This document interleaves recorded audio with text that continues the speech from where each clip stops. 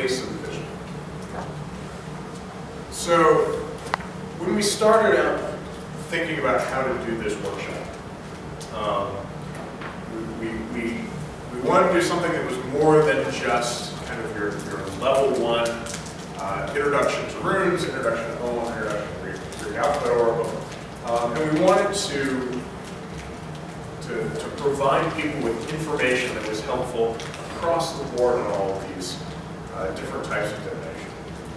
And one of the things that is consistent with all different types of divination, particularly sortilege, I'll talk about that in a little bit, but the thing that is consistent is that all of these pieces of vision occur at a place.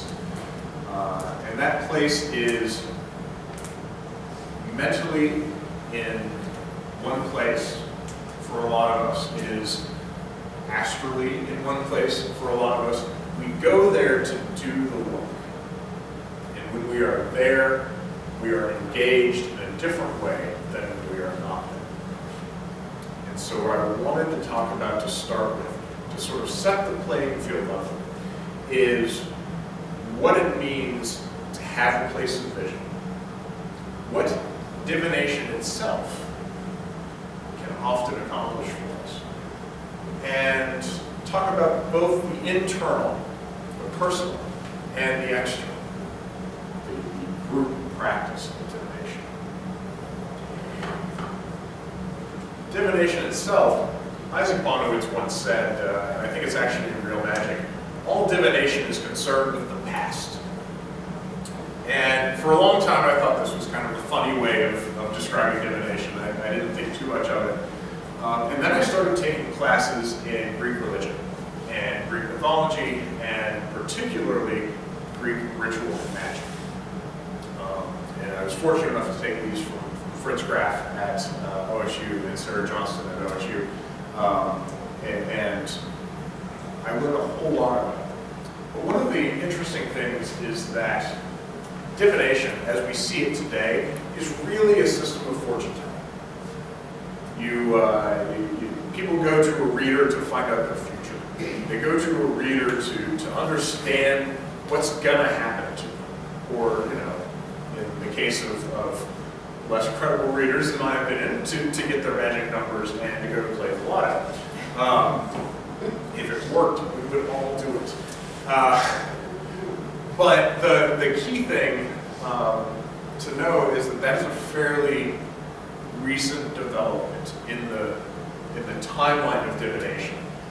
The idea that divination is fortune telling and future telling is rooted in the past, but it is not the strongest current in the past. The strongest current in the past is all about telling you what's going to happen to you. And it's not about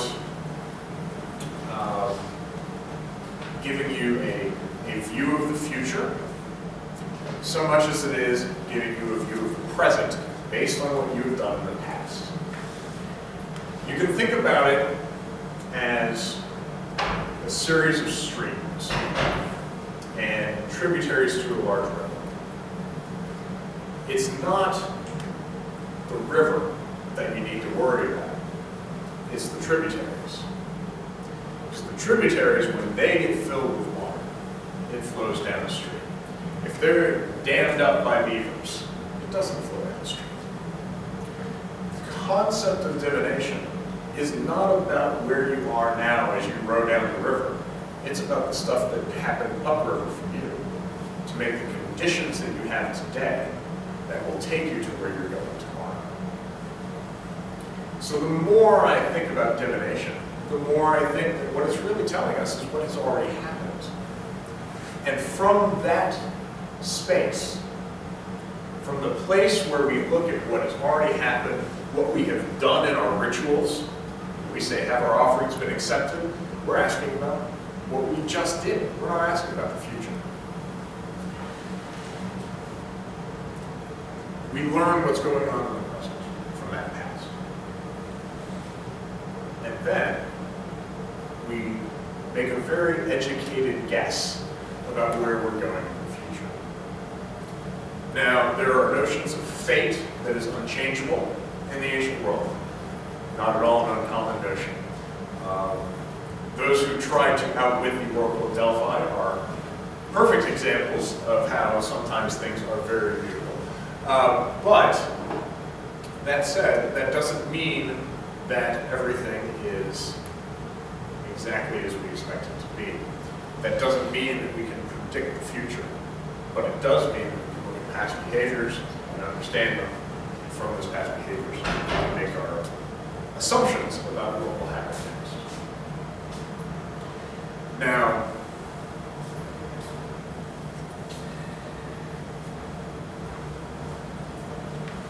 there are a couple of ideas that appear in ancient texts that kind of give us an idea about how this works.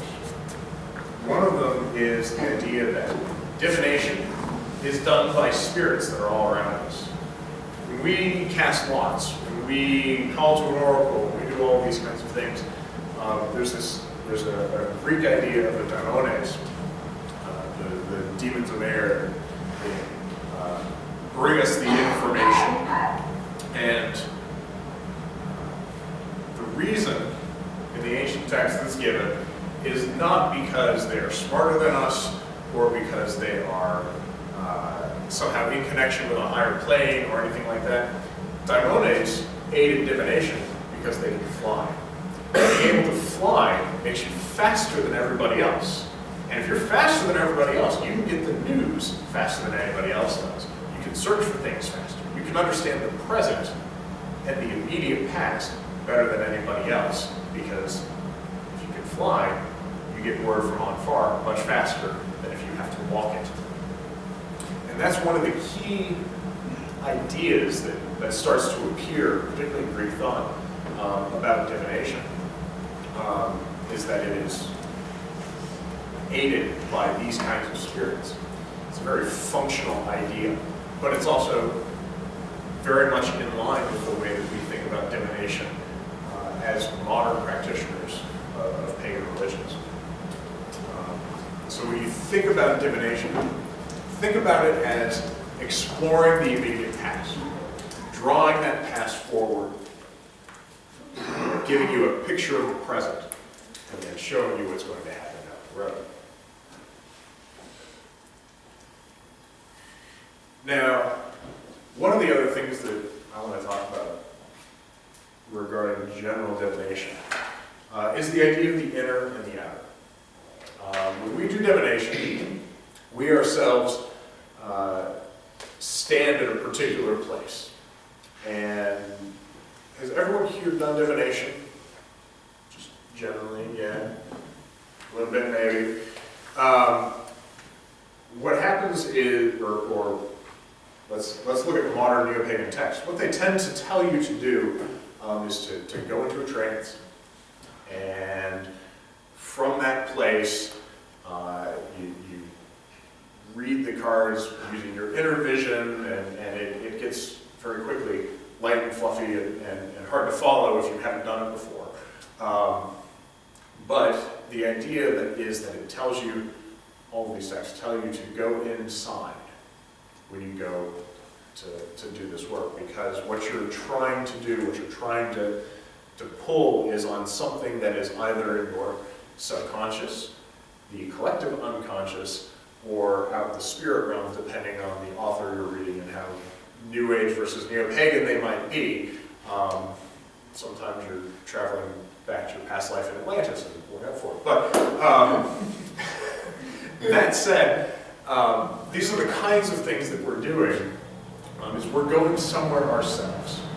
And whether you believe that it is your unconscious or your subconscious, or everybody's unconscious, or that you're going to the doorstep of hell and banging on the gates and asking for the Norns to come out and tell you what's going to happen. When you're going into divination, particularly for an individual or for a group, when it's for someone external to you, you're starting in that place. If you go to a ritual and you really just kind of show up and pull a couple of symbols out and haven't done any prep work or haven't done any work yourself, you're not going to get a good answer. And I think that we all know that. It is not easy to go into that state and understand where you are sometimes. And sometimes ritual is more complicated than simply going into a trance and doing the things you're going to do for a variety of reasons. This last ritual that I was at, I was chasing down twins for a good chunk of it, and then I came back and took the omen. And so getting yourself into that frame of mind is something you have to do every time. If I had, for instance, not put myself into that frame of mind, I was doing fire scrying at this rate. I don't believe that I would have come up with, anything like what I came up with as I looked at these, because fire scrying is vastly different than most of the things we're going to talk about here. There's no external symbol set. It's just what I saw on the fire. And there's a question of seership honesty that goes into that, and I appreciate the group for trusting me to do that. But because there is no external check, and there is no way to understand what a person is seeing, you have to trust that the seer is going to go into that state and take it seriously and provide you with an accurate answer. The interesting thing was, many of you have seen the photo that Sean took during the rite, where I was making the final offering, and I was saying the prayer of sacrifice and making that last offering, and the flames came up. He had a number of other photos as well, where you could see some of the things that I was saying as part of that rite. I mentioned one of the omens that I saw was the spiral. And you can see in the photo the spiraling flame coming out of that particular flame that I was looking at the time. So there are things like that that can sort of provide that external check, but it still ends up being a little bit subjective. If you didn't want to see the spiral, you could still say I was making things up. But it's important, I think, to understand that when you do that kind of ritual work, that you find that center and that you work from that center every time. We'll do an exercise in a little bit about that center for each of us. A key thing that we tend to do in these sorts of rituals is meditation and centering. And by meditation, one of the things that I like to talk about, particularly when it comes to ritual, is the idea of the map and compass. And the work that you do over time, as you learn the symbols, as you read the lore, as you discuss amongst yourselves and with others the various poetic meanings of things, the scholarship. What you start to do is you start to form a map in your mind of where these symbols exist in your sacred landscape. And when you pull one of these out,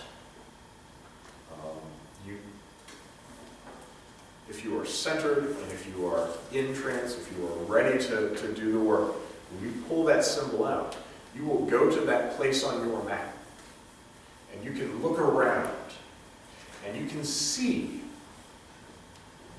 the kinds of associations that you are expecting to see and the kinds that will surprise you because the terrain changes, the influences change. All of these things that are variable come into it as well. Now, that's the map. The compass is a little bit different. The compass is constant.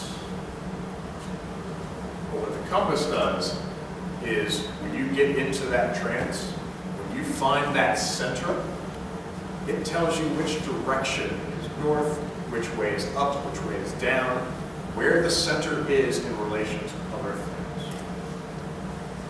You have to have both map and compass to find your way. So the process of centering, of always going back to the same spot, of always being in that same thought and that same thought place, that is what you need to learn to do, to work with others, and to show others how to get to where you're going. There's nothing worse than a seer who just babbles incessantly and doesn't make any sense and no one can translate for it. You need to be able to bring others to. So we talked about the internal ideas of the map and the compass, but you have to be able to lay that map out for others. Set it on the table, clear out the creases, and say, these are the signs, these are the symbols. And then you have to say, and we are here. This is where we stand.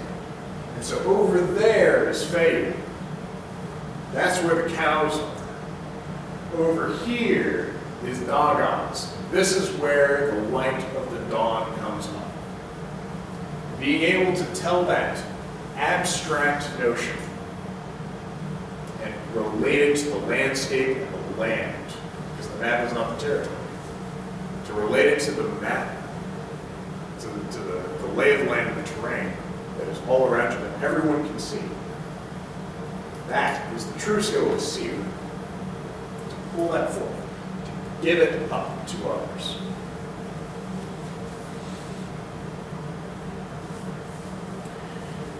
So when we talk about this internal space that we go to, because it all builds out of that internal space, the place of vision, the spot that we go to. I like to describe it as the inner grove. My inner grove is a lovely place near the waters, where the land meets the waters. Folk have heard me say that all the time. We work in a grove full of cranes. We're all about that liminal water, land, sea, sky, space thing that we talk about so much. So my grove is there beside the waters. There are mists that surround it, that get pulled back to reveal different things. There are specific symbols within it. So there's a fire that burns all the time. There's a well that flows with clear water. There's a tree that spans the cosmos. All of us are ADF. We're probably all going to see something very similar because we use those central tools in our rituals. There are paths that go out from there. Some of them lead to certain things. There's a path that I can follow that goes out through the mist and down into a mountain that I know. There's another flame. There's a path that I know that draws the flame into the center. There's a path that I know that I can take to see the dawn each morning, another that I can take to see the sunset each night. And all of these paths, all of these different, the notion that all of these maps are out there, take people to them in ritual. Those aid me in descriptive terms, and they aid me in showing people what to expect in ritual. Now, when we get to an external space, so when we're doing public work, and we're trying to reach out to others and describe what's going on, we always have to start from that inner space that we work from. Whether that's the inner grove, the cave that you work from, the fire in the center of all of these things, you have to be able to convey it, to explain it to others. And I think that the primary duty of any seer is not just to tell people what's going on, but to show them. So when you explain what you're seeing, they see it too.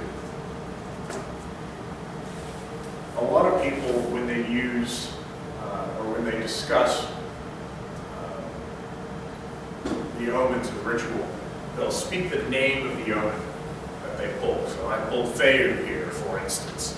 And I might say, have our offerings been accepted? Feu, they've been accepted. And they forget to tell people what the omen actually is. Not everyone understands Old Norse. So the idea of saying this is Feu doesn't necessarily mean something to everybody. And when we get into public ritual in particular, this is very important. I've actually stopped entirely saying the name of the rune that I pull. And I don't do this to hide what the rune is, obviously. I leave them up on the altar until after the rite so that people can come up and look afterwards to check their experiences there. But particularly in public ritual, instead of saying the name, I describe the meaning. So if I were to pull Feu, I might say generosity and wealth. The cows have come home. We are here to give to others what has been given to us. These kinds of things are things that I can say rather than saying I have pulled Feu. And every seer will do this a little bit differently. I know that Sean will talk about the tree that he'll mention the name of the tree, not always the name of the omen. Though often he mentions that as well. But then he'll often describe something about that tree to give people kind of a mental image of it and to help them understand what kinds of lessons they might need to get from it. But all of this work is done from inside. And if you're seeing in a ritual, particularly for others, if you're doing a reading for others, I think that it is important to not only show them the cards and tell them what it means, but to describe it.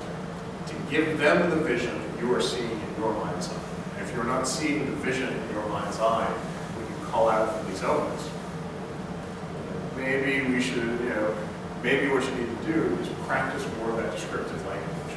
Don't focus on the symbol, focus on the description and what that means.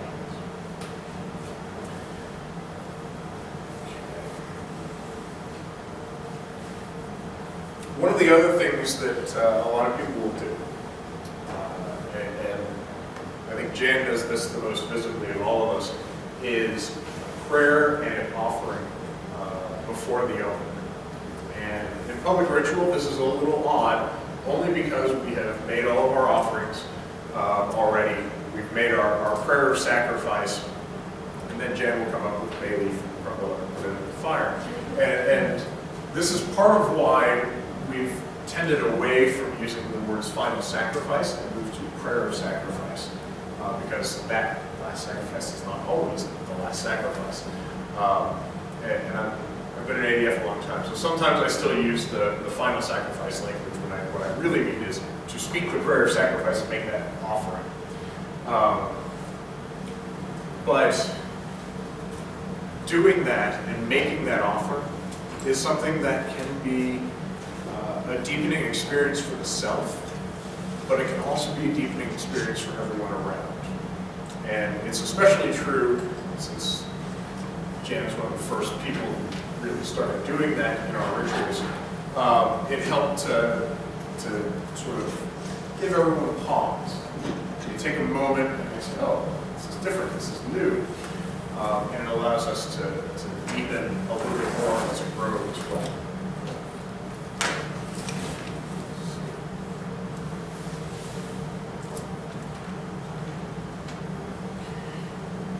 A key thing that I like to tell people is that when you develop that inner growth versus the external growth, most of our internal growths are clear in our minds if we've been working on them for a long time. They are not overly cluttered with things. We know where all the things are in them, and we know how to get to them, and we know where they go when we're done with them, and things like that, and we're remarkably clean about them. But sometimes our external spaces are not so clean. When we're decorating an altar for the ancestors, sometimes we go a little overboard. We put all sorts of stuff on.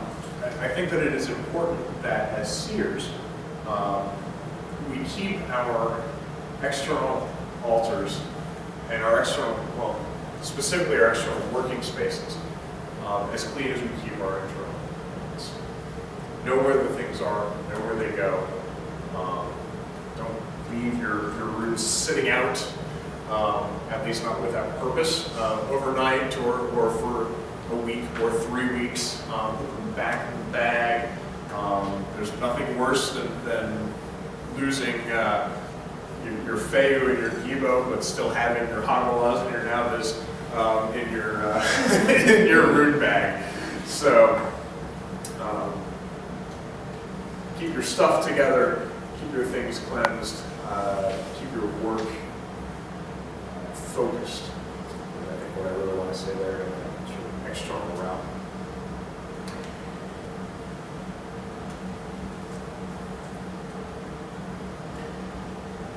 One of the things, we come back around to the place of divination in a moment for an exercise, but I also want to talk about the types of divination that we're going to be discussing today. All of them are sortilege types. And I've got a little definition in the workbook on sortilege. It comes from the Latin root sor, which means lot or chance, and legre, which means to read, count, or choose out. You are reading something that has been chosen out for you. There's an element of chance to it, but with sortilege, that chance is often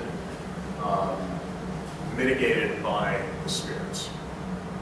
So the reason that Legare is in there is because you are reading something. You're reading something from you. And alphabetical symbol sets are great for this because they actually form out words. But it's not just alphabetical symbol sets that you can do this with. Tarot sets, obviously, are a type of sortilege. Anything where you pull symbols and spread them out, cast them in some one of the many various notions of how you throw things out, whether you lay them down or whether you haphazardly toss them. Doesn't matter as much for the definition as the fact that you are reading them and you are understanding them. So all of these sets, all of these types that we'll talk about, have that in common. They are sortilege items. Now, we can do things that aren't sortilege with them. So when we talk about bimoons, Icelandic staves, and things like that, all of those kinds of things are things that go beyond the initial divination piece. All right. So what I want to do now is I want to ask you guys, is there anyone here who does not have a good kind of clear idea of what that inner vision, that inner grove looks like to them? Okay. So what we're going to do is we're going to do an exercise to draw ourselves into that inner grove and then explain it to somebody else.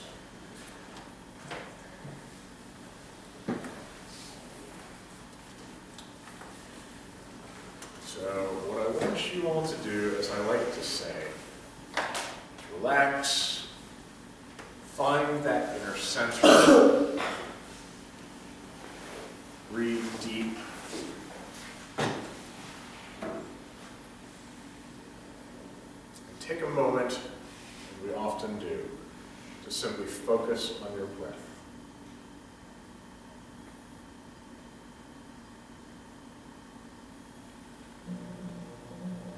Let yourself be filled with the knowledge of where your center is.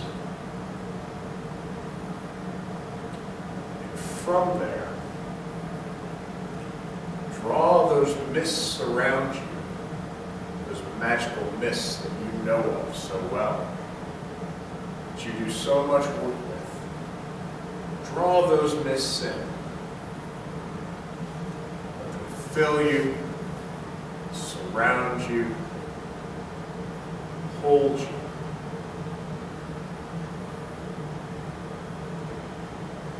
Think as you are held by these mists on the symbols that you know from any of the divination sets that you commonly work with.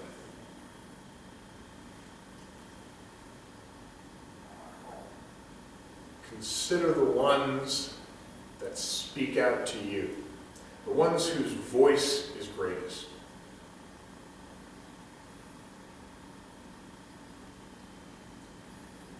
Listen to them and follow them through the mists.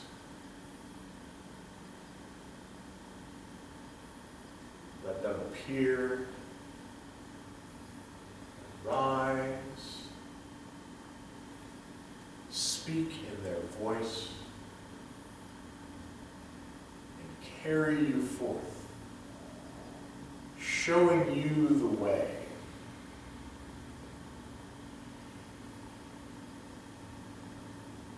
Until, as you walk, the mists begin to part, and there is your place of vision. There is the space where the signs gather, where the spirits who aid you know where to find you. There is the place where the poetry is in the wind, where the voice of the signs is loud for you and clear. You may hear it on running water, you may hear it in the trees, you may hear it in the crackling flame, but these signs draw you to this place. And as you have been drawn here, look around.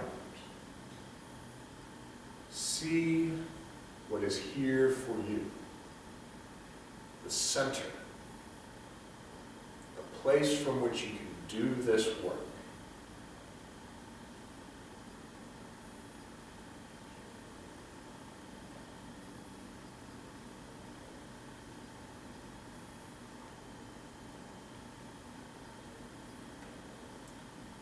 Consider what is here. Look for signs and symbols.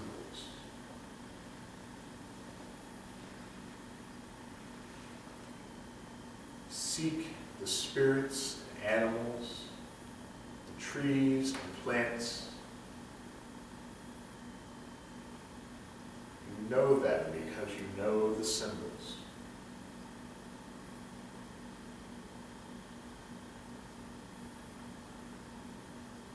Let them tell you what they mean, how they speak.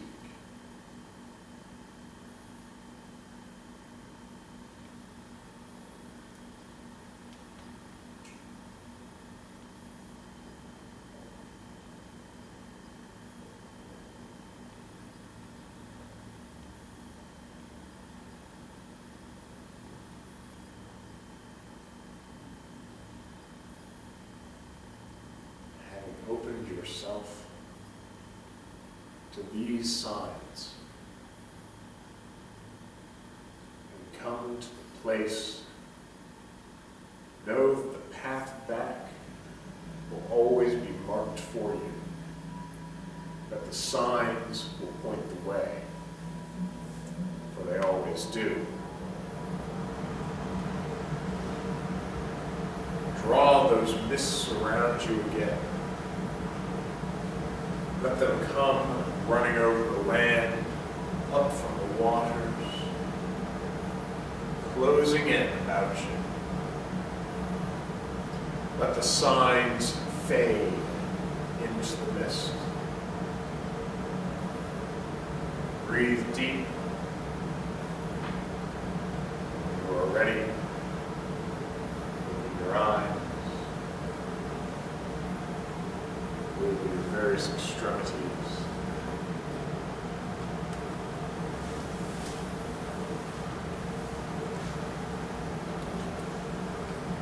Places of vision are unique. None of us will all see the same things, though there might be commonalities. What I want you guys to do now is at your table, chat a little bit about what you've seen. Spend some time writing if you'd like as well, so that you get something down. There's a little page just for notes in the back. Spend some time sort of writing it down and then explain to someone the kinds of things that you saw. One of the things that's